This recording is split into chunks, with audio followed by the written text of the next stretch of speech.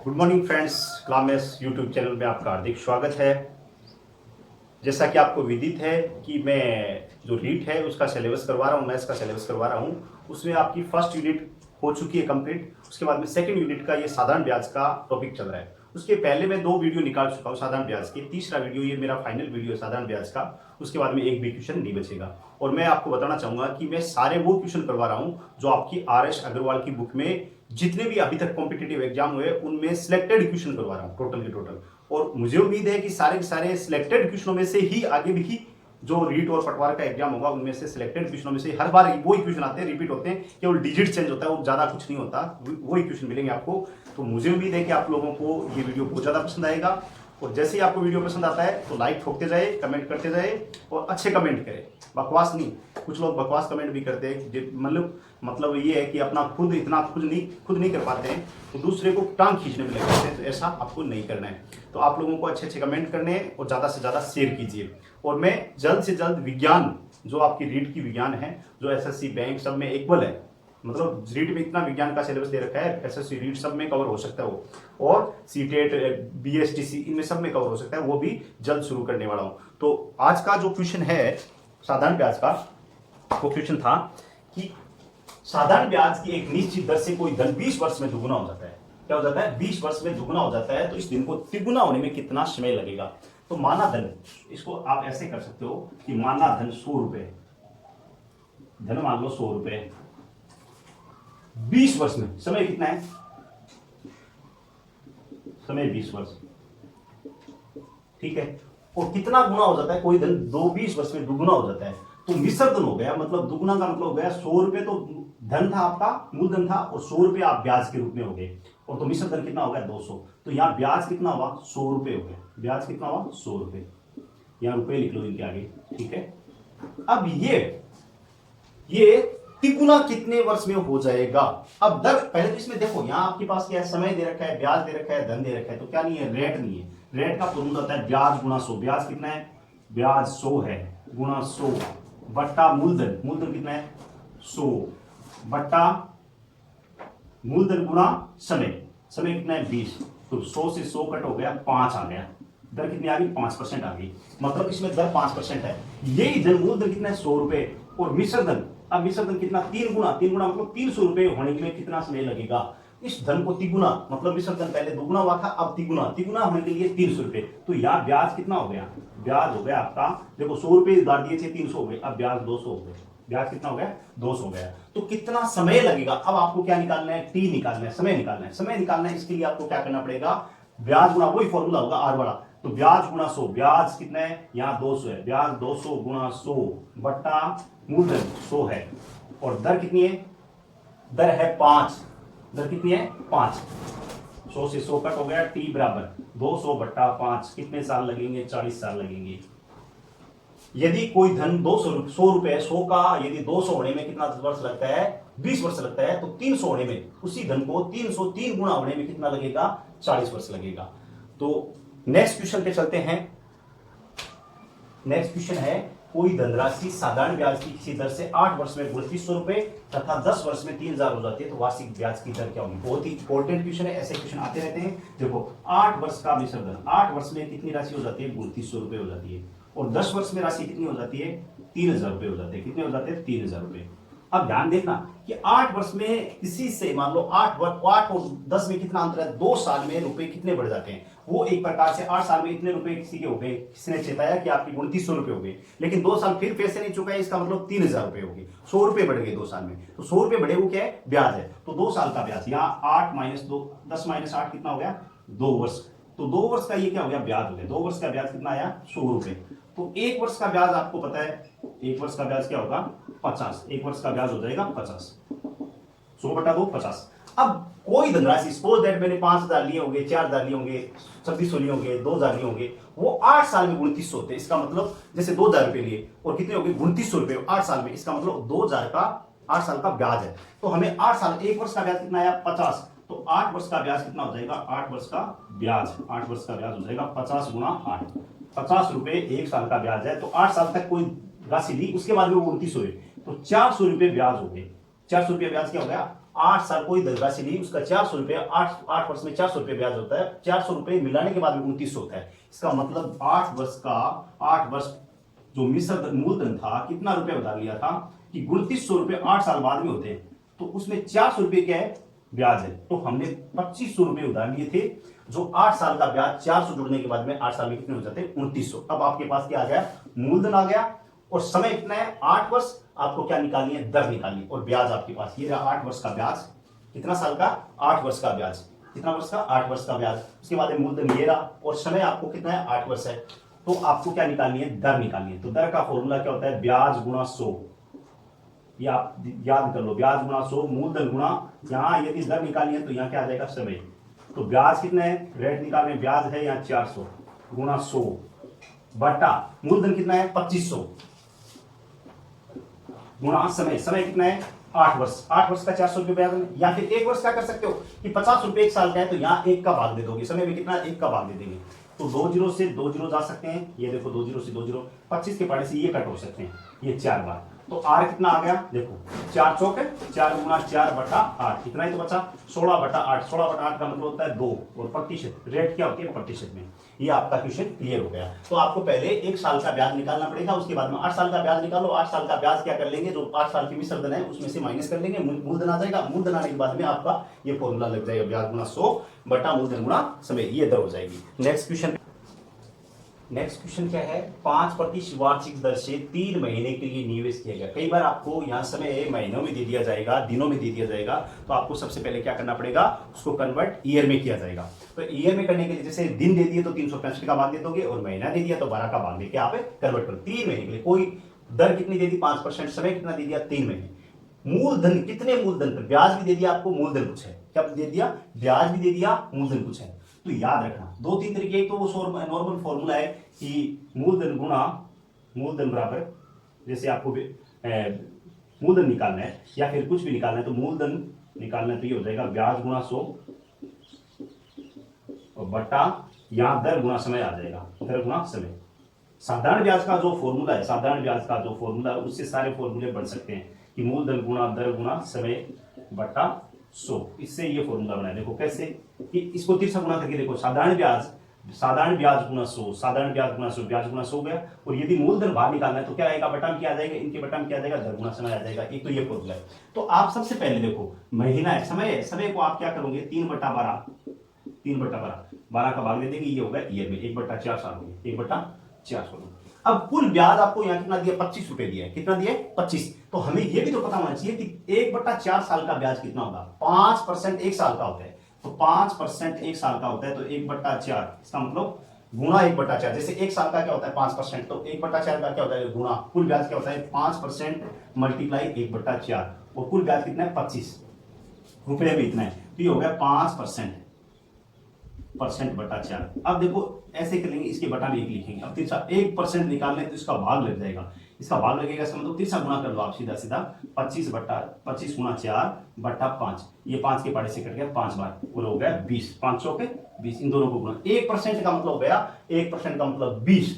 यदि आपका ब्याज 1% 20 आ रहा है, तो ये मूलधन के साथ कंपेयर कर सकते हो। 1% का मतलब 20 है, तो हमेशा मूलधन और ब्याज 100% होता है। तो मूलधन क्या हो गया, मूलधन 1% का मतलब 100 है, 1% का मतलब 20 है, तो 100% का मतलब क्या हो गया, 100 से गुणा हो जाएगा, 20 गुणा 100, तो ये हो गया 2000। आपका मूलधन कितना था, 2000 रुपए। मूलधन कितना था, 2000। मूलधन कितना था, 2000। अब नेक्स्ट क्वेश्चन पे चलते हैं। नेक्स्ट क्वेश्चन ये है कि किसी राशि पर साधारण ब्याज मूलधन का 1/4 है। पहले ध्यान से सुनो क्वेश्चन को, यदि ध्यान से पढ़ लेंगे तो सॉल्यूशन अपने आप। किसी राशि, मान लो मूलधन आप मान रहे हो 100 रुपए, क्या मान रहे हो, मूलधन 100 रुपए। मूलधन कितना मान रहे हो, 100 रुपए। ध्यान से सुना, मूलधन 100 रुपए माना। अब ब्याज है, उस मूलधन का ब्याज है चौथाई है, 1/4 का मतलब होता है चौथाई। 100 में 4 का भाग देंगे, 100/4, 1/4 का मतलब होता है चौथाई। ये हो गया 25 रुपए। कितना हो गया, 25 रुपए। यहाँ रुपए लिख सकते हो आप, RS, ये लो, यूनिट भी लिखना जरूरी है, ठीक है। ये हो गया 25 रुपए। अब आपके पास मूलधन भी है, ब्याज भी है। इसमें लिखा है वर्षों की संख्या, जो समय है, समय और दर क्या है, बराबर है। समय और दर क्या है, बराबर है, दोनों बराबर है। तो इस क्वेश्चन को 2 तरीके से निकाला जा सकता है। तो आपको क्या निकालना है, दर निकालना है। क्या निकालना है, दर निकालना है। तो दर का फॉर्मूला एक तो है ब्याज गुणा 100 ब्याज गुना 100 और एक है मूलधन गुना या मूलधन दर दे रखा है। तो यदि मूलधन निकालना होता है तो दर गुना समय हो जाता है। भाई एक बार आ गया इसका मतलब तीनों में से एक आ जाएगा। जैसे मूलधन गुना यहाँ क्या आ जाएगा, समय आ जाएगा। एक तो इस फॉर्मूले से निकल सकते, दोनों फॉर्मूले से बताऊंगा। अब जैसे कुल ब्याज यहाँ कितना है, ब्याज कितना है 25, तो याद रखना दर गुना समय होता है, वो क्या होता है, कुल ब्याज होता है। तो दर कितना है, जैसे दर समय को टी लिखते हैं और दर को आर लिखते हैं, तो समय गुना दर क्या होता है, कुल ब्याज होता है। तो समय गुना दर एक शॉर्टकट है, समय गुना दर बराबर कुल ब्याज होता है। कुल ब्याज का परसेंट हो जाता है। कुल ब्याज का परसेंट टी, अपने को ध्यान से देखना पड़ेगा, टी परसेंट मल्टीप्लाई टी को आप आर, समय गुना दर, दर कितनी है आर को आप क्या मान सकते हो, टी मान सकते हो, या फिर आप इसको समय को आर मान लीजिए। समय को आर मान सकते हैं, समय को आर भी मान सकते हैं, टी भी मान सकते हैं, दर को आर भी मान सकते हैं, टी भी। अपने को दर ज्ञात करनी तो आर लीजिए, तो are percent multiply are percent, ये दोनों परसेंट में, या फिर आप आर गुना आर, ऐसे आर गुना आर। और कुल ब्याज कितना है 25, कुल ब्याज कितना है 25, कुल ब्याज 25 है। आर गुना आर क्या होता है, आर स्क्वायर होता है। आर गुना आर क्या होता है, आर स्क्वायर होता है। ये प्रतिशत में भी, प्रतिशत में। अब एक मिनट सोचो 25, अब आपको आर इसका स्क्वायर रूट करना पड़ेगा, वर्गमूल। आर का यदि स्क्वायर रूट करेंगे तो क्या आएगा, आर आ जाएगा। और 25 का क्या करेंगे 5, और रेट क्या होती है 5 गुना 5 25। आर गुना आर एक जोड़ा बन गया, इसका एक पेड़ बन गया, इसका मतलब एक आर लेना पड़ेगा। और 5 गुना 5 एक पेड़ बन गया तो 5 लेना पड़ेगा। रेट क्या आ गई 5%। इसमें भी आप ऐसे कर सकते हो कि दर है, आपको क्या फाइंड करनी है, दर। तो दर आप आर की जगह आर लिखो, कोई दिक्कत नहीं, कोई इशू नहीं। ब्याज गुना 100, ब्याज 25 गुना 100, मूलधन आ जाएगा, यहाँ आर आ जाएगा, कोई इशू नहीं है। आर को आर से मल्टीप्लाई करोगे, आर स्क्वायर हो जाएगा, फिर वैसा का वैसा सेम का सेम ये हो जाएगा। अब नेक्स्ट क्वेश्चन पे चलते हैं। मुझे उम्मीद है कि ये क्वेश्चन आपको शॉर्ट एंड स्वीट ट्रिक्स में, मतलब एक लाइन में आंसर आ रहा है। ज्यादा आपको इसमें बोर्ड नहीं घुमा रहा हूं। ज्यादा से ज्यादा वीडियो को शेयर कीजिए, मुझे उम्मीद है कि आप लोगों को बहुत ज्यादा वीडियो पसंद आएगा। आप ज्यादा से ज्यादा लोगों तक पहुंचाइए। और रीड का जो जितना होल सिलेबस है, सारा सिलेबस करूंगा मैं लाइन टू लाइन, एकदम बढ़िया कंटेंट लेके। और अब उसके बाद में आएगा चक्रवर्ती भी आ जाएगा, जल्द आएगा वीडियो मेरा। तो आप ज्यादा से ज्यादा वीडियो को शेयर कीजिए। अब नेक्स्ट क्वेश्चन क्या था, नेक्स्ट क्वेश्चन है साधारण ब्याज की वार्षिक दर से 11.5% रेट थी। कोई भी पैसा उधार दे रहे हैं, उसकी रेट क्या थी 11.5%। 11.5 से 10.5 हो जाता है, तो इसका मतलब रेट में कमी आ गई। रेट में कमी आ गई तो हमें नुकसान होगा, इसमें ब्याज हमें कम मिलेगा। एक वर्ष में 55 रुपए 50 पैसे की हानि होती है।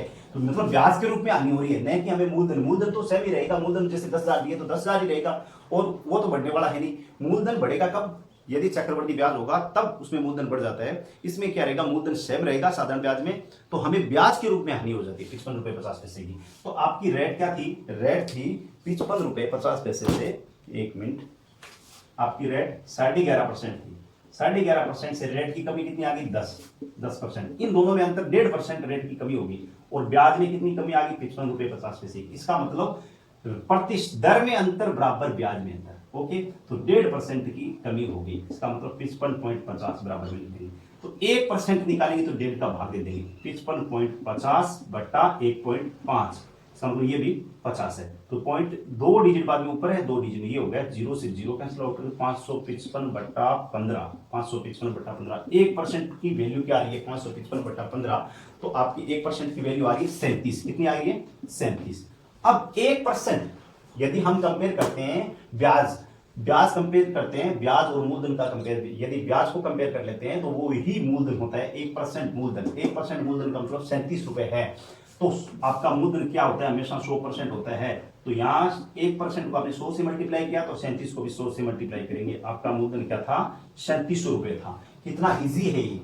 अब नेक्स्ट क्वेश्चन इसमें सेम ही है कि कोई साधारण ब्याज की वार्षिक दर, कोई साधारण ब्याज की वार्षिक दर से 6.5 से 8.5 हो जाती है। कितनी वार्षिक दर 6.5% से 8.5 हो जाती है, 8 हो जाती है, 6.5 से 8.5 हो जाती है, 8% हो जाती है। तो वार्षिक आय में 40 रुपए 50 पैसे की हानि की जगह वृद्धि हो जाती है, वृद्धि होती है। तो मूलधन क्या होगा, सेम क्वेश्चन है। इसमें क्या करना पड़ेगा, आपको सेम है, आपको ब्याज में जो आपकी प्रतिशत है, दर है, उसमें अंतर निकाल लेंगे, कोई इश्यू नहीं है। बहुत जबरदस्त क्वेश्चन है। 8% आपका कितना है 8%, 8% ब्याज में दो दर में अंतर है 8.5% से 6.5, ये बढ़ गई, देखो कितना बढ़ी है ये देखेंगे, और कितना रेट बढ़ गया आपका, आपकी जो बिजनेस है उसमें कितने की प्रॉफिट हो गया, 40 रुपए 50 पैसे की।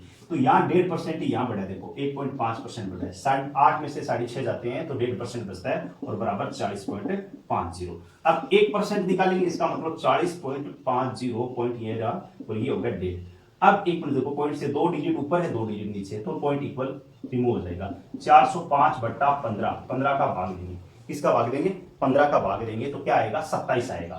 1% की वैल्यू कितनी आ गई, 27 आ गई। तो आपका मूलधन हमेशा 100% होता है, 100% होता है तो 27 को 100 से गुणा करेंगे 2700, तो आपका मूलधन कितना था, 2700। जबरदस्त क्वेश्चन है, बहुत सारे एग्जाम में आ चुका है ये क्वेश्चन, मैं बता देता हूं, रेलवे में 3 बार आ चुका है, एसएससी में 2 बार हो चुका है, बैंक पीओ में 1 बार आ चुका है। अब नेक्स्ट क्वेश्चन क्या है कि कोई धन साधारण ब्याज की, क्वेश्चन बहुत बड़ा लग रहा है देखने में, लेकिन इसका सॉल्यूशन एक लाइन में होगा। मुझे उम्मीद है कि आप लोगों को बहुत पसंद आएगा और ज्यादा से ज्यादा ये क्वेश्चन देखते ही आप मेरा वीडियो शेयर कर दोगे। कोई धन साधारण ब्याज की एक विशेष दर पर 2 वर्ष के लिए उधार दिया गया है, 2 वर्ष के लिए, कोई मान लो 100 रुपए वो 2 साल के लिए उधार दिया गया है। यदि हम जैसे रेट मान लो 5% होगी, 10% इसमें नहीं बताया गया, लेकिन ब्याज की दर जो रेट है वो दर है वो 1% अधिक पे दे देते, जैसे 5 थी तो 6 पे दे देते तो हमें कितना रुपए ज्यादा मिलता, 240 रुपए। इसका मतलब 1% की वैल्यू बढ़ने से हमें कितना, 240 रुपए ज्यादा मिल रहे हैं। कितने सालों में, 2 सालों में मिल रहे हैं। एक साल में ब्याज कितना होगा, 1% के हिसाब से 2% होगा। एक साल में ब्याज कितना होगा, 1% बढ़ रही है तो एक साल का 1% ब्याज अधिक मिलता हमें।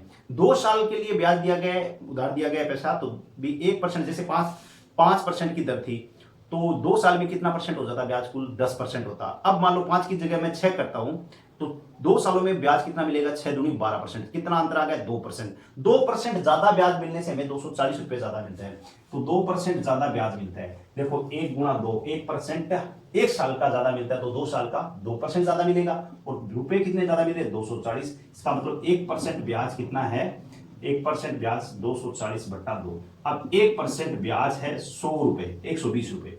अब आपका 120 रुपए आ गया।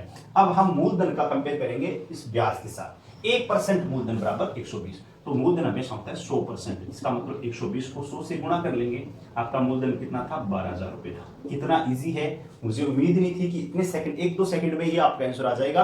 आप लोग जैसे क्वेश्चन को देखोगे तो देखते ही आप इसका सॉल्यूशन कर दोगे।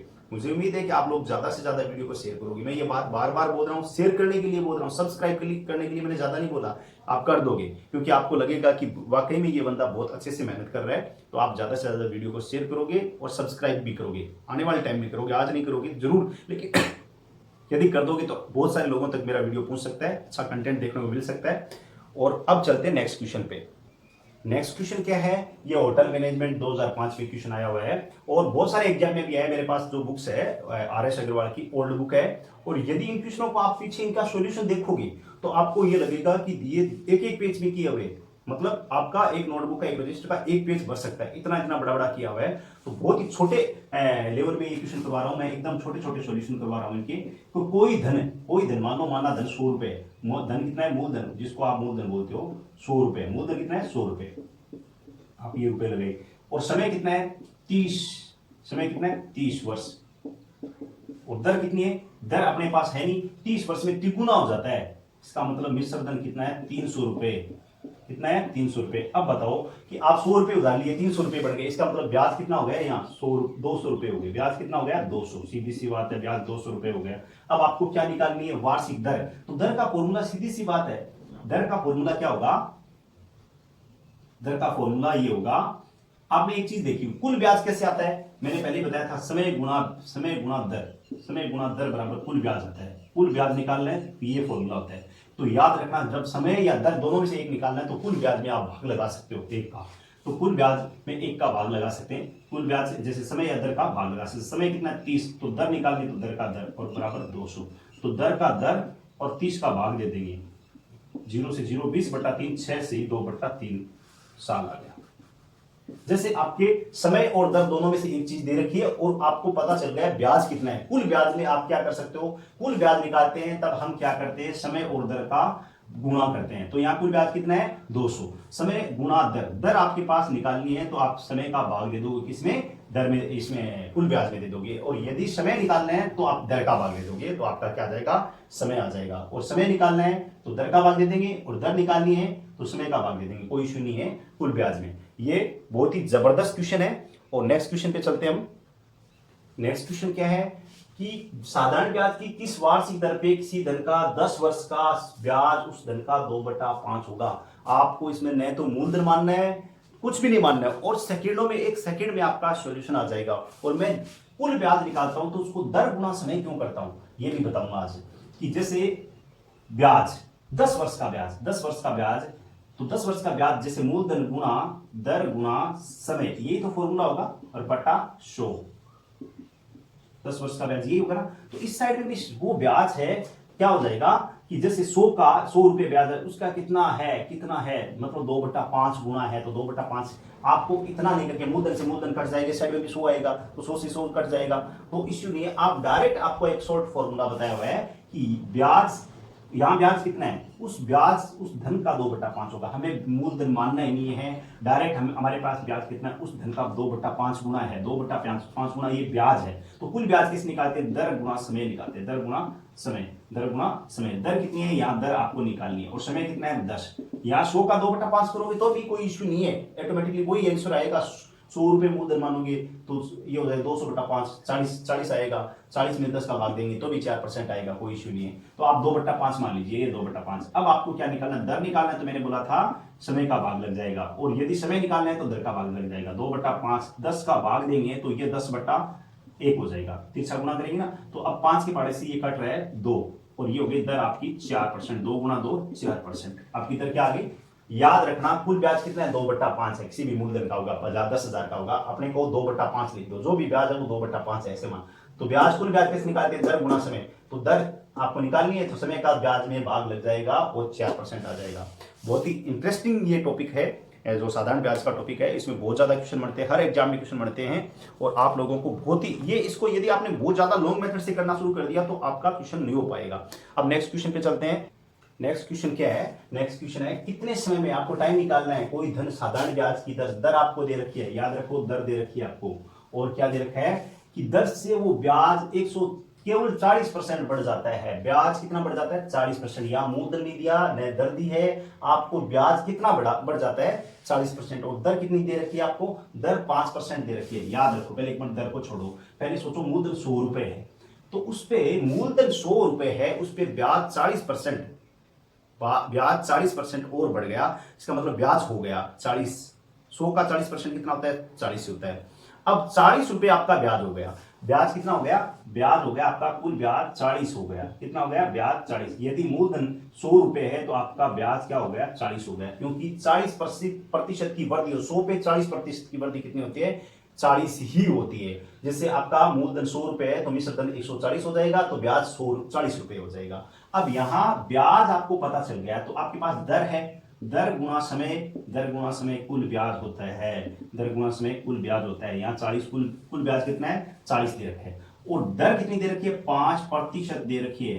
क्या दे रखी है 5%, दर कितनी दे रखी है 5%, आपको 5% दे रखी है, प्रतिशत का सिंबल नहीं लगाना, आपको सीधा 5 लिखना है। समय आपको निकालना है, तो आपको 40 का 40, और समय क्या आ जाएगा 40/5, ये आ गया 8 वर्ष आ गया, क्या आ गया 8 वर्ष आ गया। समय कितना आ गया 8 वर्ष, और किसी भी मेथड से निकालोगे तो भी 8 ही आएगा। यदि आप उसको मूलधन 100 मानो, ब्याज 40 आ जाएगा, उसके बाद में समय 5 आ जाएगा, वो फॉर्मूला लगाते हो कि दर बराबर ब्याज गुना 100 बटा मूलधन गुना दर, तो भी ये 8 ही आएगा। अब हम नेक्स्ट क्वेश्चन पे चलते हैं। इसी प्रकार की नेक्स्ट क्वेश्चन क्या है, बहुत ही इंपॉर्टेंट क्वेश्चन है, बहुत ही मस्त क्वेश्चन है। ऐसा क्वेश्चन काफी बार एग्जाम में आता है, और जैसे पटवार जैसे क्वेश्चन, पटवार और एसएससी लेवल का क्वेश्चन है ये। इसमें क्या पूछा गया है कि एक व्यक्ति क्रमशः मान लो 3 आदमियों को या 3 कंपनियों में पैसा लगाता है, एक 6 वर्ष के लिए लगाता है, एक 10 वर्ष के लिए लगाता है, एक 12 वर्ष के लिए। लेकिन जो 6 वर्ष के लिए पैसा लगा रहा है वो 10% के हिसाब से लगा रहा है, 10 वर्ष के लिए लगा रहा है वो 12% के हिसाब से लगा रहा है, 12 वर्ष के लिए लगा रहा है वो 15%। लेकिन जब वो पैसे 3 वर्ष बाद में तीनों कंपनियों से बाहर निकालता है तो प्रत्येक स्कीम से बराबर ब्याज मिलता है। हो सकता है ऊपर नीचे भी हो सकता है, लेकिन इसको तीनों कंपनियों से बराबर ब्याज मिलता है। ब्याज की रेट अलग अलग है और समय भी अलग अलग था। लेकिन 3 वर्ष पहले उसने थोड़ी जल्दी कर ली कि चलो मेरे को जल्दी पैसे चाहिए, तो इसने 3 साल बाद में पैसे निकालिए और ब्याज बराबर मिला। तो बताइए कि ब्याज बराबर मिला तो मूलधनों का अनुपात क्या होगा। तो हम क्या कर लेंगे, ब्याज का अनुपात निकाल लेंगे, उसके बाद में उसके पैरेलल उसके अकॉर्डिंग हम क्या कर लेंगे, मूलधनों का अनुपात निकालेंगे। तो मूलधन हम ऐसे क्वेश्चनों में जब ब्याज बराबर हो तो ऐसे क्वेश्चन में मूलधन आपको x मान लेना चाहिए। क्या मान लेना चाहिए, मूलधन x। तो ये ब्याज बराबर है, तो पहले साल देखो 3 साल के क्या करेंगे, यहां 3 साल की बाद में सोचेंगे 6 वर्ष के लिए। देखो 6 इंटू 10 कितना, 60% हो गया। 6 इंटू 1 साल के लिए 10% है तो 6 साल के लिए हो गया 60%। तो मूल इसका ब्याज का फॉर्मूला क्या होता है, दर गुणा मूलधन गुणा दर। दर कितनी है, दर 10% है, गुणा समय कितना है, समय 6, समय कितना है 6 और बट्टा 100। ठीक है, ये बराबर सेकंड कंपनी में देखो मूलधन कितना है x, ब्याज बराबर मिलेगा तो बराबर का चिन्ह लगा दीजिए। 10 गुणा 12 गुणा 12 गुणा 12 गुणा सॉरी ओके सही है। 10x मूलधन गुणा दर, मूलधन गुणा समय गुणा दर। दर कितनी है 12% और बट्टा 100। इसमें भी बराबर मिल रहा है। इसमें क्या मिल रहा है, नेक्स्ट में मूलधन x है, तीनों के लिए मूलधन x माना था, समय कितना है 12 और दर कितनी है 15%, तो बट्टा 100 हो जाएगा। अब आपको क्या करना है, ये तीनों बराबर है, जब तीनों बराबर है तो आपको एक नियतांक मानना पड़ेगा, के मानना पड़ेगा। ऐसे क्वेश्चनों में आपको जब तीनों चीजें, तीनों वैल्यू बराबर है या 3-4 वैल्यू दी गई है वो तीनों बराबर है, तो आपको एक फिक्स कुछ ना कुछ मानना पड़ेगा। तो आपने क्या माना, जैसे ये हो गया 0 से 0 कट हो गया 6/10, ये देखो 2 के पारे से 3 बार, ये 5 बार, ये हो गया 3 को x से गुणा किया 3x/5 हो गया। अब बराबर में ये हो गया 0 से 0 कट हो गया और ये 2 के पारे से 6 बार और ये 5 बार, ये हो गया 6x/5। ये कितना हो गया, देखो 12 के पारे से 2 के पारे से ये करता है 6 बार और ये कितने बार कटा 6 बार और ये कितने बार कट जाएगा 6 बार, ये कट जाएगा 50 बार, 50 ये 5 के पारे से कितने बार कट जाएगा 5 के पारे से, ये तो 5 के पारे से 10 के पारे से, अच्छा 5 के पारे से काटेंगे इसको 10 बार और ये हो जाएगा 5 के पारे से 3 बार। अब फिर भी देखो 2 के पारे से कट रहा है ये 3 बार और ये 5 बार, 3 3 9, ये आ गया 9x/5, ये क्या आ गया 9x/5। ऐसे गुणा 180/100 हो जाएगा तो ये हो जाएगा 9x/5 हो गया, बराबर के आ जाएगा। अब आपको क्या करना है, मैं इस क्वेश्चन को रफ करना चाहूंगा क्योंकि इसमें थोड़ा स्पेस कम है। तो सपोज दैट पहला टर्म और लास्ट टर्म लेना आपको, पहला टर्म और लास्ट टर्म 3x/5 और बराबर में के, और के बटा में क्या कर लो 1 कर लो। अब गुणा करेंगे तिरछा, तो तिरछा गुणा करेंगे तो क्या आ गया, ये आ गया 3x और ये आ गया 5 के, 3x बराबर 5 के, 3x बराबर 5 के आ गया। तो आपको x की वैल्यू निकालनी है क्योंकि x y z क्या है, अच्छा अपने को मूलधन यहाँ y मानना था, इसका मूलधन x है, इसका y है, इसका z है। ठीक है, तो ये हो गया z और ये हो गया y। ठीक, ओके, कितना फर्क रह गया, तो ये हो गया 5 के बट्टा 3 हो गया। x की वैल्यू क्या आ गई, आपके जो पहला मूलधन था उसकी वैल्यू आ गई 5 के बट्टा 3। ऐसा का ऐसा ही y की वैल्यू निकाल लेंगे तो देखो 6y/5 और बराबर में क्या है, तो ये सीधी सी बात है आपके दिमाग में हो जाना, जैसे 5 के बट्टा 3 तो 6y, तो ये हो जाएगा 6 के बट्टा 5 हो जाएगा। ऐसा कैसा सिमिलरली आपको देखना पड़ेगा, z की वैल्यू क्या हो जाएगी 9 के बट्टा 5 हो जाएगी, 9 के बट्टा 5 हो जाएगी। अब सेम इश्यू है,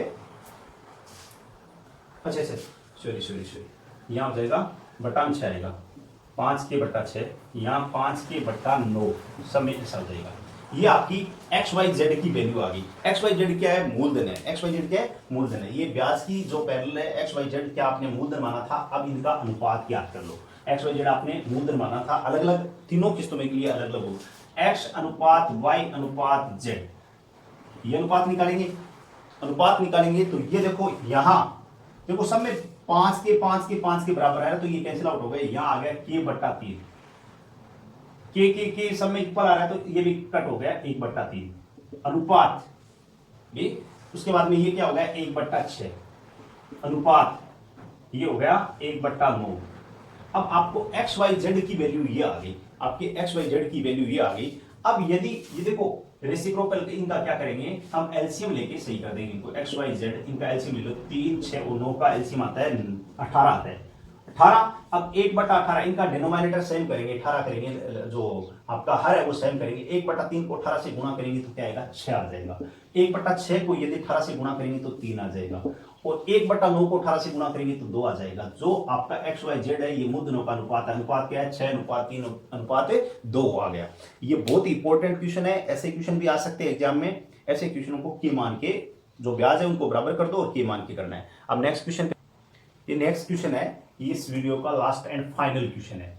इसके बाद में हम ब्याज का टॉपिक खत्म कर रहे हैं और उसके बाद में साधारण ब्याज कंप्लीट हो जाएगा आपका, और चक्रवर्ती ब्याज का नेक्स्ट टॉपिक जल्द से जल्द लेके आऊंगा। मुझे उम्मीद है कि आप ज्यादा से ज्यादा वीडियो को शेयर कीजिएगा, लाइक कीजिए, कमेंट कीजिए और ज्यादा लोगों तक पहुंचाइए। और एक बार जिसने देख लिया, तसल्ली से देख लिया, गारंटी दूसरे चैनल पे भी नहीं जाएगा, मेरी गारंटी है। इससे ज्यादा शॉर्ट ट्रिक आपको नहीं मिलेगी। शॉर्ट ट्रिक नहीं है, सीधी सी बात है, आपको बेस के साथ आपको शॉर्ट देखने को मिलेगा। बेस भी आपको सिखाऊंगा। 14,500 रुपए किसी से उधार दे रहे हैं, वर्मा जी उधार दे रहे हैं किसी को 6 साल के लिए, ठीक है। तो 6 साल के लिए दे रहे हैं और वो चाहते हैं कि मुझे 21,460 रुपए मिले, क्योंकि उनको लग रहा है कि कोई फ्रीज व्रीज कुछ ना कुछ खरीदना चाह रहे हैं। तो वो 6 साल बाद में भी ऐसी प्लानिंग कर ली, हो सकता है ये वर्मा जी कोई टीचर हो तो वो कैलकुलेशन करके, मैथ्स के टीचर है, कैलकुलेशन करके सोच लिया कि 21,460 में 5 साल बाद में, 6 साल बाद में फ्रीज की रेट ये रहेगी, और अपन 6 साल बाद में ये 14,500 यदि 6 साल पास रखे तो अपने पास रहने वाले नहीं है, टीचर के पास मुश्किल से रहते हैं, क्योंकि उसके जो मैनेज है नहीं कर पाता, सीधी सी बात है। तो उसने सोचा कि क्यों ना किसी को उधार दे देते हैं और 6 साल बाद में 21,460 रुपए मिल जाए मुझे। तो वो किस रेट पे, किस मतलब दर पे उधार देना चाहता है, तो हम पहले देखो 21,460 रुपए वो कमाएगा, 14,500 उसका मूलधन है। तो ये जो ऊपर मिलेगा वो ब्याज ही मिलेगा, जो ऊपर मिलेगा वो क्या मिलेगा, ब्याज ही मिलेगा। तो 6 साल का ब्याज होगा वो, 6 साल का, 6 साल में वो ब्याज में 6 साल का ब्याज क्या हो जाएगा, 21,460 चाह रहा है वो, 21,460 माइनस कितने रुपए उधार दिए थे उसने, 14,500, तो ये 6,960 रुपए। 6 साल में वो 6,960 रुपए कमाना चाहता है। वर्मा जी बड़े चालाक है। उसके बाद में वो 1 साल में हम कैलकुलेशन करेंगे, 1 साल में कितना कमाएगा, 1 साल का कितना ब्याज मिलेगा उसको। वर्मा जी को 1 साल का 6,960 बट्टा 6, तो ये हो जाएगा 1,160 रुपए वर्मा जी को 1 साल का ब्याज मिलेगा। किस पे, 14,500 रुपए। अब आपको दर निकालनी, तो दर का फॉर्मूला सीधा सा पड़ा है, ब्याज गुणा 100, ब्याज गुणा 100 बट्टा मूलधन गुणा समय, मूलधन गुणा समय, मूलधन गुणा समय। ब्याज कितना है, 1,160 रुपए 1 साल का, गुणा 100 और बटा मूलधन कितना है, 14,500। कितना इजी है। और समय आपका, क्योंकि 1 साल का ये ब्याज निकाला 1 करोड़, 2 जीरो से 2 जीरो, और 1,160 में यदि 145 का भाग देंगे तो 8% आ जाएगा। तो वर्मा जी ने 8% की सोची कि मैं 8% के हिसाब से ये ब्याज पे उधार दूंगा, ये जो पैसा है वो 8% के हिसाब से उधार दूंगा। मुझे उम्मीद है कि आप लोगों को बहुत ज्यादा से ज्यादा वीडियो पसंद आया है, और आगे आप ज्यादा से ज्यादा शेयर कीजिएगा और सब्सक्राइब करो चैनल को ज्यादा से ज्यादा, ताकि चैनल मोनेटाइजेशन में जाए, और आप लोगों की दुआ से ही सब कुछ संभव हो पाएगा। मुझे उम्मीद है कि इस उपलक्ष्य में एक छोटा सा शेर याद आ गया, कामयाबी उन्हीं को हासिल होती है, कामयाबी उन्हीं को हासिल होती है जो विपरीत परिस्थितियों में भी मेहनत करना नहीं छोड़ते, विपरीत परिस्थितियों में भी मेहनत करना नहीं छोड़ते। कामयाबी उन्हीं को हासिल होती है जो विपरीत परिस्थितियों में भी मेहनत करना नहीं छोड़ते। जो पानी से नहाते हैं वो लिबास बदलते हैं, जो पानी से नहाते हैं वो लिबास बदलते हैं, जो पसीने से नहाते हैं वो इतिहास बदलते हैं। तो लोगों, सभी दोस्तों से मैं निवेदन करना चाहूंगा, आप पसीना कीजिए। ऐसे नहीं कि खेत में लग के पसीना करना है, मेहनत करने में कहीं पे भी कर लो, आप एजुकेशन में कर लो, खेत में कर लो, आपको पसीना करना पड़ेगा, और पसीना करोगे तभी आपको अच्छा फल मिलने वाला है। जय हिंद दोस्तों।